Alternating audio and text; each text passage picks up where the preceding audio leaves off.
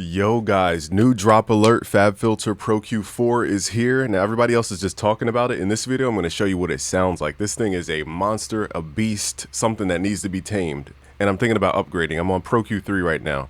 So firstly, we're in a hip hop track right now. I have the Pro Q on the bass, the drums, and the sample and the master channel. So let's go through some of the things that you guys probably didn't know about it. Firstly, is this thing comes with, like, I'm gonna call it heat mode because it's just fire. So down here you see this little like transformer icon thing. This is called character technically, but to me I'm gonna call it heat mode because if you switch it you could have different modes like subtle or warm. So this is great for bass, like sub bass, really low frequency bass, because what we can do is create harmonic content to the sound. So here's the before. Now if you guys want to get geeky with it, here's a wave spectrum. So what I'm going to do is go to mode here. Let's switch this to warm. You could just feel the bass jump out instantly. That's because it added a couple more harmonics. Alright, so here's before.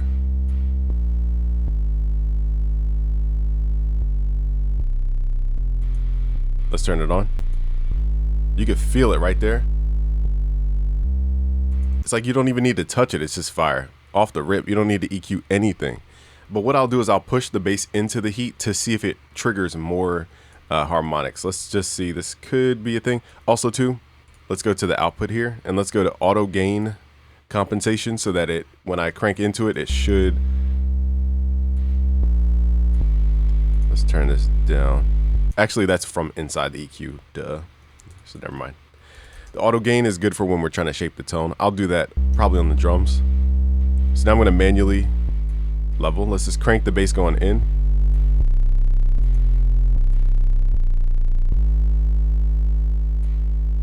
Alright, let's get a level from before. So here's before. Actually, it's not before. Dang, I can't do a quick before and after because we have the volume going in.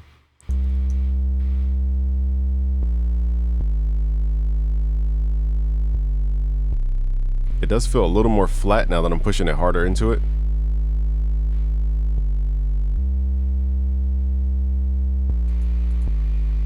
Turn up the output just a little bit.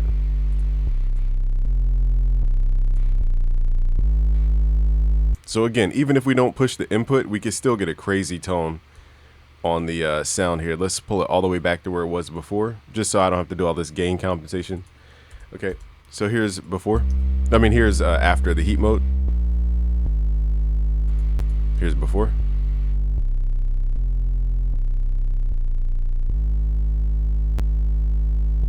It just jumps out at you. You could audibly hear it just jumps out at you. So we don't need to push that super hard. It's just the fact that it just sounds so round. Okay. Now another thing, we're going to do this with the drums. Most people don't know about certain features in the Pro Q. So let's turn on some drums. So the drums initially went through the Neural Amp Modeler to get the tone. But let's try shaping the tone. Let's do like a before and after. So let's do Neural Amp Modeler on the right, and then we'll do the original drums on the left. So here's before the Neural Amp Modeler. So the question is, can we get them to sound hard like this?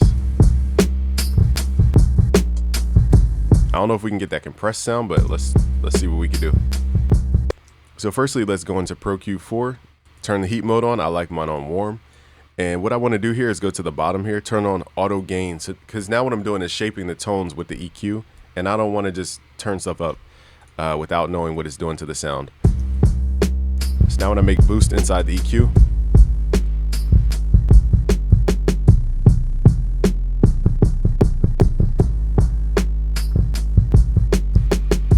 let's give the bass a little more emphasis. Let's boost it like 60. Let's see what the high end will sound like. Now also, oh man, there's so much to show y'all. I gotta talk faster. Okay, let's boost the highs. Let's do it before and after. Here's before.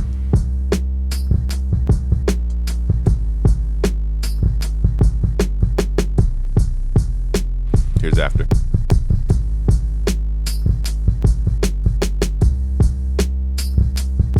You can just tell it has like a certain texture to it that you just normally don't get.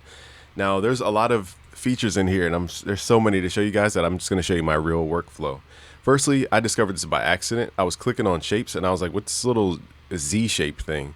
And there's a new mode here called All Pass. So quick story, there was a Michael Jackson's engineer, recording engineer, I forget exactly what his name was and I forget exactly his role, but he told me one of the secrets to Michael Jackson's hits is that they didn't use any EQ on a specific sound. I forget exactly what he said, but he said they use all pass filters.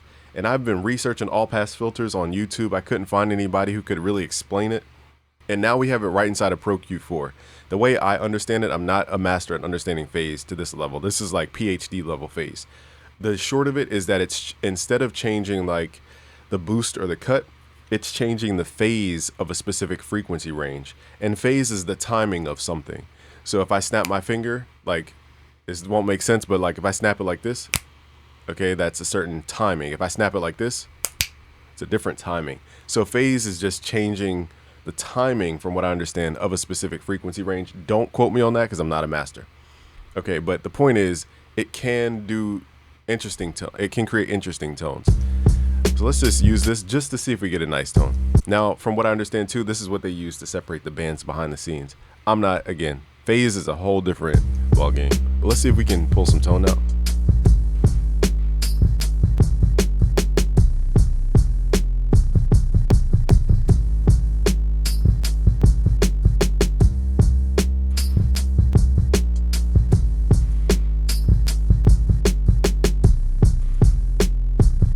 For me, I'm hearing more punch in that kick.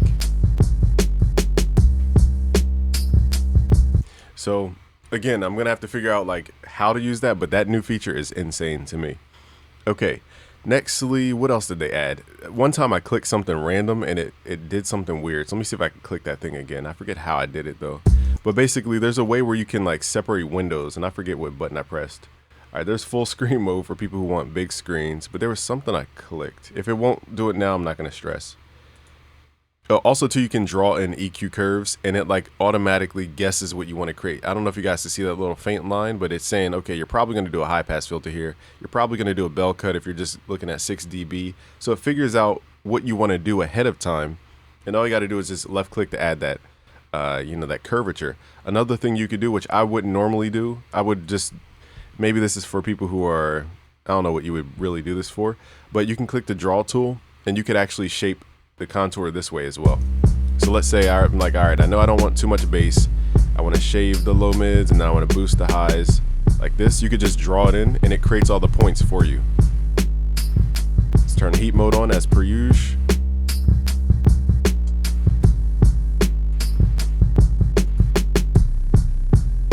Okay, and then that could be your sound. Okay, so normally I wouldn't do that. So I'm not trying to show you guys stuff I wouldn't normally do. But anyhow, also too, if you guys need to tune vocals or something, you have this little keyboard in the bottom left that shows you the points where you're EQing. So you can get really microscopic about the harmonics that you're adding to make your mix more musical speaking, for those who understand the harmonic series. I wish I knew the button, y'all, but there's a button. You just got to, oh, here it is. If you click the bottom here in the little middle, it shows like all these graphs. And for the longest time, I could not figure out how to exit this mode. I was clicking everything, hit the X in the top right. That's how you get out of there. So basically, if you click the bottom middle thing, this will show you all of the EQs that you have on all of the sounds. And you could quickly make EQ adjustments. So imagine like looking at a console that's visual, and you can say, okay, I see my snares compressing at 6 dB. I see my kick is compressing at 2 dB. I see my vocals are compressing at 10 dB. And you can quickly see what's happening in your entire mix right from this window to see the relationship of sound here. Now they have features where you could pin one and do all this stuff. Again, would I use this feature? Maybe, maybe not. But it's cool to have it. I'm not dissing the feature. Okay, so now we have the drums. Let's turn to our first. Let's do it before and after. Here's before.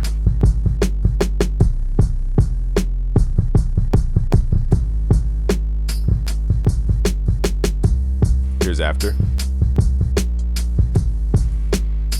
Okay, so we definitely have some texture and some attitude. Let's compare it. Now these drums are just super pushed and compressed. Now, can we get compression sound out of this? I'm not sure.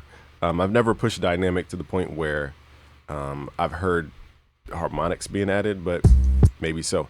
So what I want to do, one last thing I want to try is turn down the gain about, let's give it like 6 dB, and I'm going to boost the audio going into the EQ, because again, I'm not sure if the harmonics are based on the input volume or if it's just a set amount. I assume it's based on like a dynamic, but I don't know. I didn't read the manual, so we're just guessing here.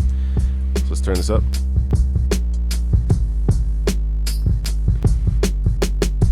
So now I can feel some of that of the kick.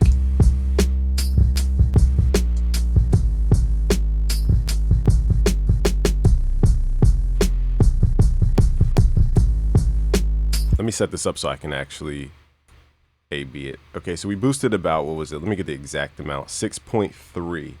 Okay, let's see if we could do, let's just do 6. Actually, let me just do this. All right, I'm being so scientific. Okay, so I now have an EQ to where we can kind of A/B it.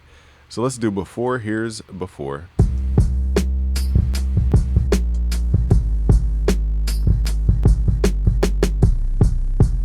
Just listen to the attitude of the drums.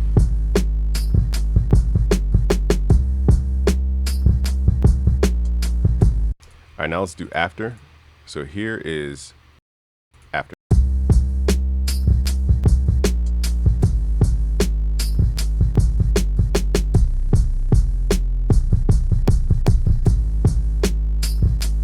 Now I'm interested to know, let's go back to the bass and let's use that all pass just to see if we can get a different tone out of the bass now that it's stacking with the kick. So this would be another way of, I'm trying not to like make this whole lesson because again, I'm not a master at this technique. But what this is a new way to go about blending your kick and your bass, basically. So now I'm gonna just move this around until that bass sticks out. Right there, it really comes through.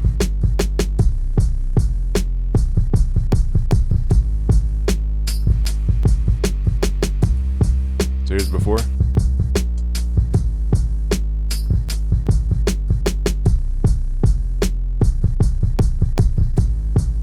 Let's do after.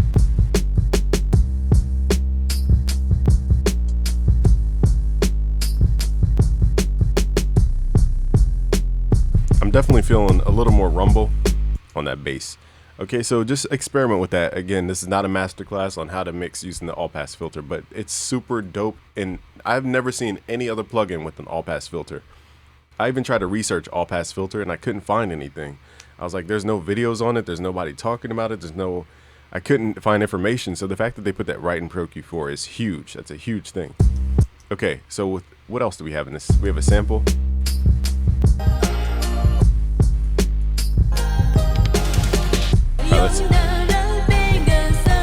Let's add some texture to the sample with the warm modes here, the heat modes, I call them. Let's turn on the auto gain compensation and let's start boosting some highs. We're just going for texture here.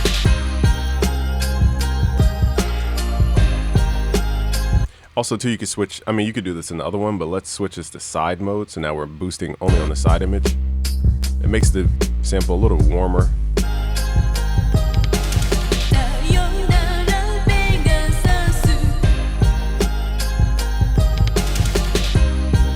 And again, I don't know the behind the scenes, but I'd be interested to know if we push the sample or the sound into Pro Q4 harder, does it make the saturation occur more? I know that was like not proper English, but you guys hopefully know what I'm saying here. Like, does it affect the saturation if we push harder into it? I'm not sure, but let's boost it 6 dB going in and let's see what it sounds like, if there's a difference.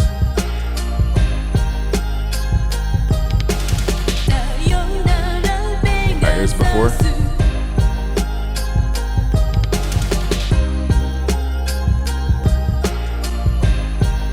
Here's after.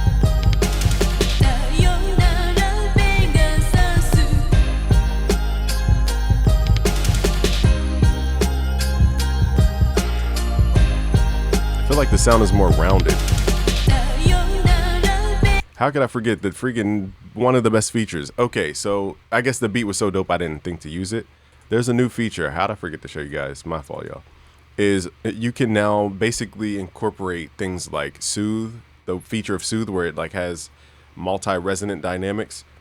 We could do that in here as well. Now this is probably great for vocals more so, or like drum takes that are just a little annoying and you can't figure out the exact frequency. Sometimes it's not just one frequency, it's multiple. So instead of making like 10,000 little EQ cuts that you would have to move anyway based on the note values, now they've incorporated a dynamic resonant suppressor. So let's find a frequency that we might not like in the drums real quick.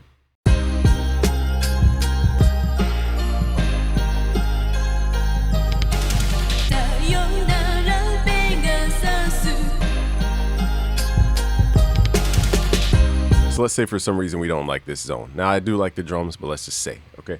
What we could do is now put dynamic mode on, hit this little icon that looks like a pyramid. Whoa, can y'all hear me? It looks like a pyramid, and it will add a little latency because now I'm hearing myself delayed. And basically, look, it will cut the harmonics that are offending these things. So I could set the attack time to faster to the left, slower to the right.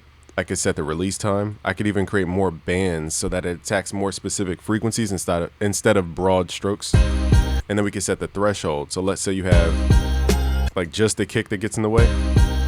You can set the threshold to where if the kick goes above that point, it will start EQing just the kick. And you can have a fast attack, fast release, so it doesn't affect everything else like your bass or whatever else is in this recording.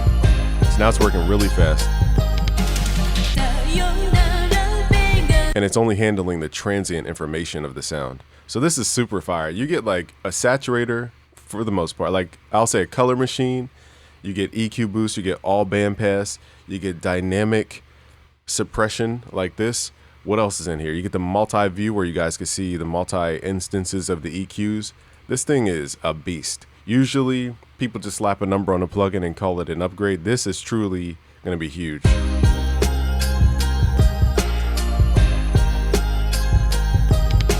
Now, if there was ever a company where we could load up NAM profiles inside of an EQ like this, game over. If FabFilter Pro Q, this is my wish list, by the way. If FabFilter's company figures out a way where we can load the NAM profiles from outboard gear and use it in stereo in front of this EQ or after the EQ or whatever, everything is done for. Everything. Because, yeah, I'll just leave that there.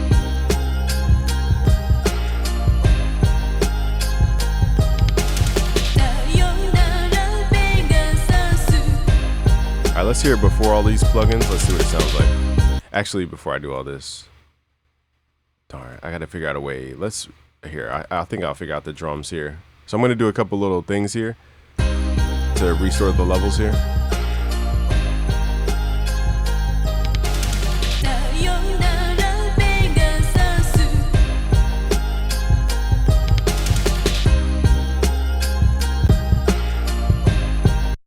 Let's do a complete before and after. It's not an exact gain staging or whatever, but let's just do a before and after just on the individual channel so far. Here's before.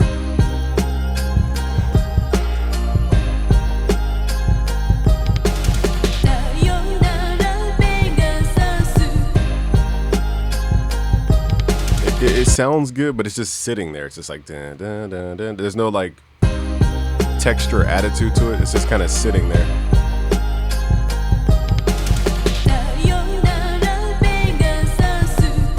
Let's turn on the EQs. Now we got some attitude.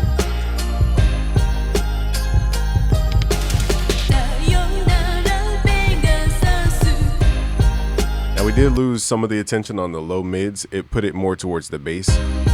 Let me see if this EQ cut, this all pass, let me see if this does anything here.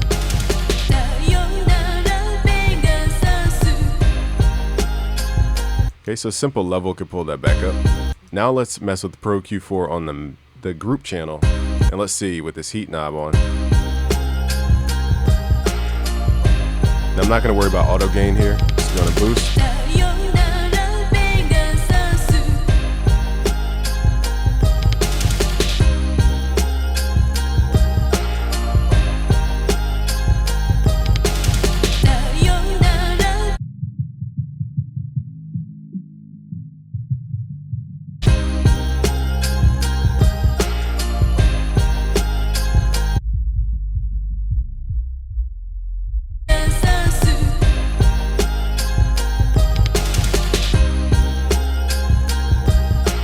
I forgot to mention because I already had them turned on. If you click down here where it says analyzer, you can put on what's called collision mode.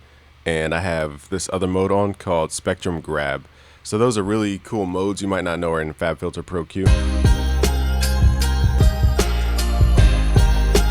Let's push the levels a little bit. Now this is just EQ and volume.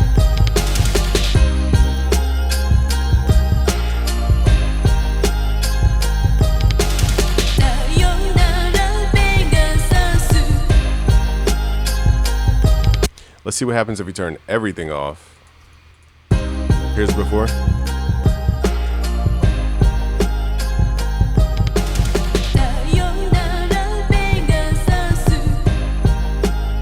And for people level watching, let's see where we hit.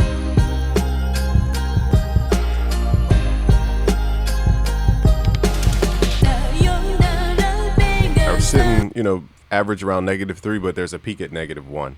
Now let's turn on all these EQs. Here's after.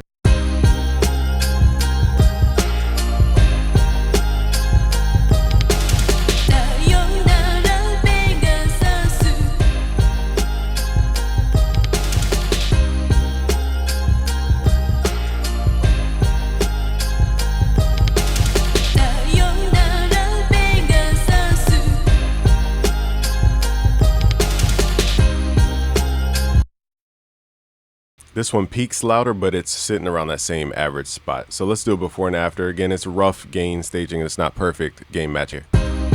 Here's before.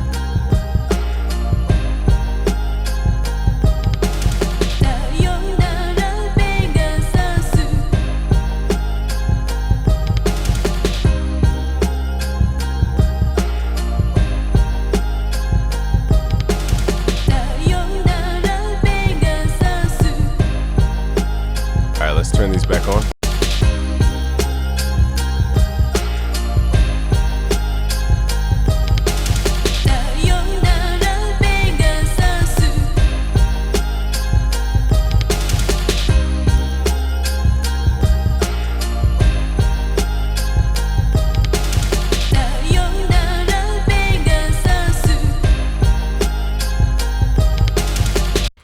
Pro Q4 is monstrous. I'm going to do a different video where I mess with the saturation just to see what it actually does harmonically speaking. We'll run a sine wave through it and kind of see the harmonics, but I'm impressed by how fast the workflow is. Again, my new favorite feature really is the all pass mode.